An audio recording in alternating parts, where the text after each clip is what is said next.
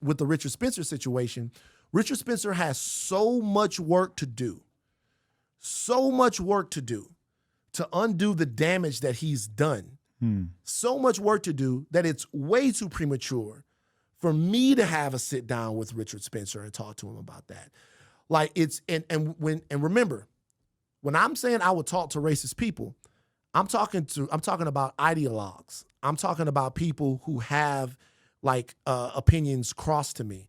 He is somebody that actually created real damage. He was a crusader. If you want me to talk to Candace Owens or Dennis Prager or, any of those people, no problem. No issue. Like, no issue. But somebody that was actually, to me, not a white supremacist, but like a racial terrorist, like to me, I don't see any value in that. What could he have done that you would think was worthy of comparing to a terrorist, though? When I look at talking about like what he's done in the past. Yeah, like what did he do that? Oh, I think the Unite the Right rally was a terrorist action. But I mean, at its heart, wasn't it just a rally where a bunch of dudes were talking about what they were into? It was a rally where a bunch of guys purposely got together to intimidate and strike fear into a community in Charlottesville. And it was a rally that, when you look at it based on ideological situations, or ideological leanings, musings, I don't know why I can't find the word, beliefs, to where they got together to scare people. And it turned violent. And they went out there. It's a terrorist action in the same way that I believe that January 6th, that the insurrection is a terrorist action. It's a bunch of people who came there with shit, ready to get it popping, and it got popping. So to me, like when I look at that, I look at all types of civil disobedience and I see the civil disobedience. To me, the spirit and the reason why it happens matters. There have been riots in American history by all different types of people, like the Boston Tea Party, right? Like you look at a situation where some people go, we're not being represented in the right way, we're gonna throw the fucking tea into the harbor, right? Mm-hmm. To me, the reason that you're doing something is key to how I view it. And the fact that they wanted people to be afraid of them, they wanted to strike fear into people. Yeah, I think it was a terrorist. Why do you say that? Why do you think that they wanted to strike fear into people? I'm sure if he was here right now, he would say, like, we weren't trying to intimidate anybody. We were just talking about our political beliefs. Tiki torches, they will not replace us in the way that they do. Have you seen? I remember it. Yeah. No, I'm not talking about that. Like, there are tapes from it. And there's tapes of Richard Spencer talking about that. Have you heard Richard Spencer talk about some of this stuff? Well, I read through his whole Media Matters bio, the Southern Poverty Law Center, and I found it like not the most convincing document I've ever seen that he was this racial terrorist. Right. So if there is a lot more information out there, I did my digging, and I kind of had a hard time finding a lot of it. To me, the thing that is more interesting about Richard Spencer than the fact that he held this rally or whatever is the fact that this is a person who was built up and magnified by the media in the run-up to the 2016 election, and that then as soon as Trump was in office, he was basically erased from public life. They did everything possible to, make it so that he could barely even exist in the United States of America anymore. And if you go to YouTube, I mean, there are things that have happened to his identity. When you search Richard Spencer interview on YouTube, it shows you all videos from 4 or 5 years ago. And then if you go to the reverse chronological search, you can actually find conversations he's had in recent memory. So I just want to play this for everybody. I'm saying the fact that he has clearly been vanished from public life and the public sphere, to me, is the more interesting thing about Richard Spencer. And you've seen places like Media Matters and Rolling Stone try to do the same thing to me for having the gall to have, unpleasant conversations. So Milo Yiannopoulos Milo Yiannopoulos leaked audio of Richard Spencer. And the audio that is leaked here, have you ever heard this? I think I might have. Right. So I'm just going to play it. I think this is where I heard it too. Charlamagne talking about it. Okay, who was out there counter-protesting too. We're gonna ritualistically humiliate them. I am coming back here every weekend if I have to. Like, this is never over. No. I win, they lose. That's how the world works. Little they get ruled by people like me. Little octoroons.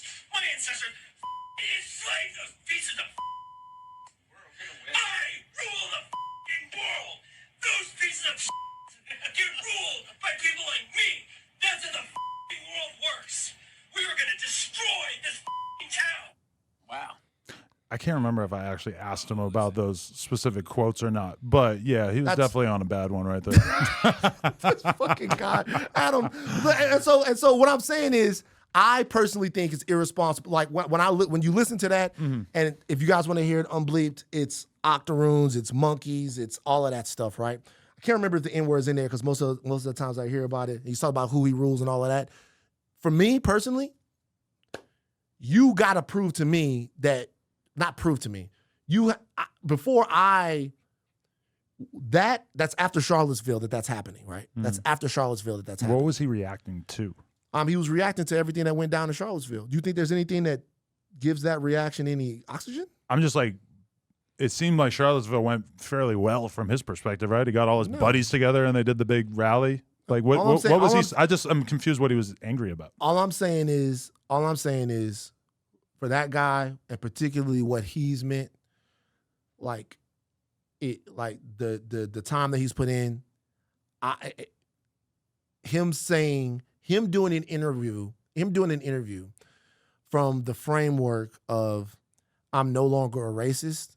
We have to talk about that. There has to be more. There has to be more that he does. But I mean, we can move off of it. It was just at a certain point, once I had already asked him about the racism thing, is that if I had said, well, what about this one time when you called people monkeys or whatever the fuck you said he was using this slang or whatever, I feel like that's kind of like enclosed within the are you still racist or why were you drawn to this way of life? My only point by bringing up that video was I don't feel like you did your research thoroughly enough if you've never heard that. No, I've heard that. I just didn't bring up that specific quote. I mean, because I did that with Nick Fuentes where, which by the way, AD and Flacco set up that interview. So it was kind of weird because people wanted to act like this was my idea. I jumped in between that because remember, you're the man. Nick Fuentes was going to go on Community Clips.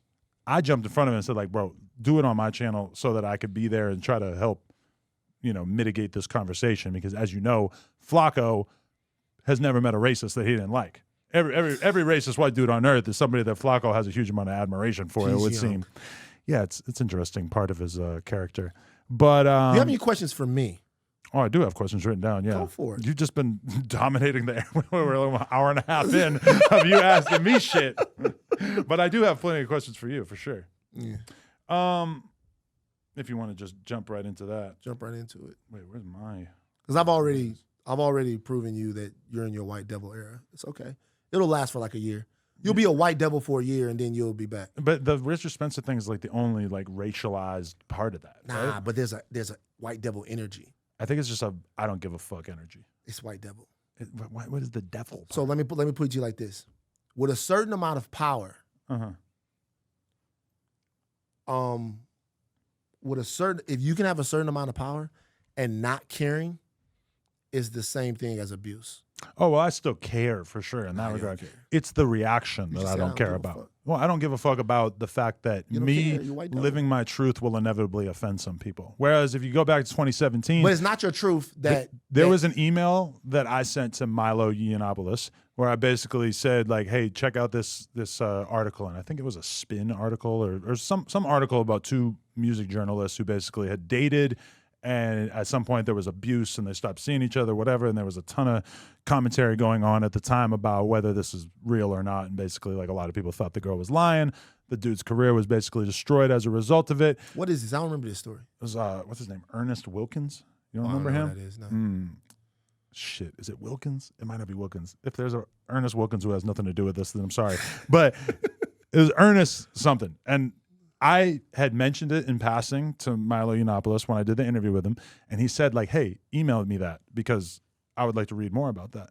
So I sent him that email, and then at some point, Milo's email gets hacked, and BuzzFeed does an article where they said, look at hip-hop podcaster Adam 22 sending Milo articles about, domestic violence situations within hip hop and trying to get him to report on them. Now, this is total bullshit.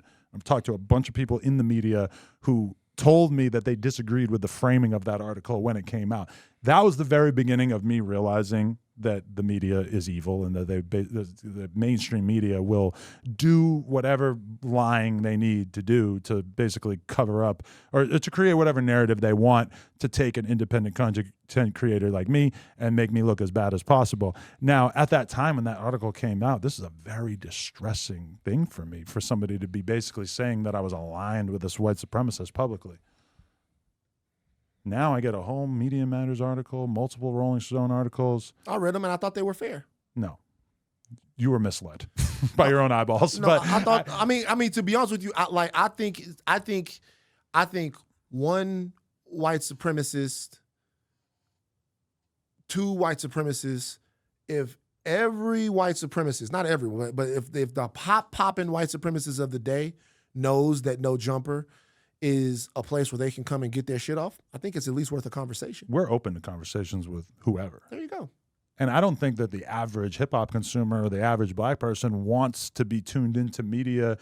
Now, how the fuck you gonna tell me what the average black person wants? Well, it's just a guess. And I don't want to repeat my Dame Dash conversation that I already had. How the fuck you gonna tell me what the average black person doesn't give a fuck about No Jumper? Say the average the average black person who is aware of No Jumper is probably fiercely anti-cancel culture. You have curated a very distinct type of audience and person. The average black person doesn't give a shit fuck about what you say on No Jumper. I don't know if I would agree with that, but nigga, you out your motherfucking mind. Every time I meet a black person, they know all about what I'm doing. Like, this is okay. But do you think that the average black person would rather turn into a highly curated, censored media experience like Van Lathan's media diet?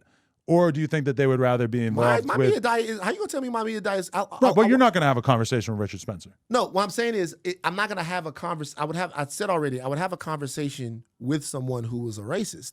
I wouldn't have a conversation with someone that had as much skin in the game as him. If people have died behind your racism, I feel like you have restorative work to do. There's a distinction I'm making for Richard Spencer. Setting up a mental obstacle course that Richard Spencer needs to complete before people like me should be able to have a conversation with him. I don't think that mentality is really that popular with the average young urban person. We don't even have to make it about black people. Cancel culture is extremely unpopular as far as I'm concerned.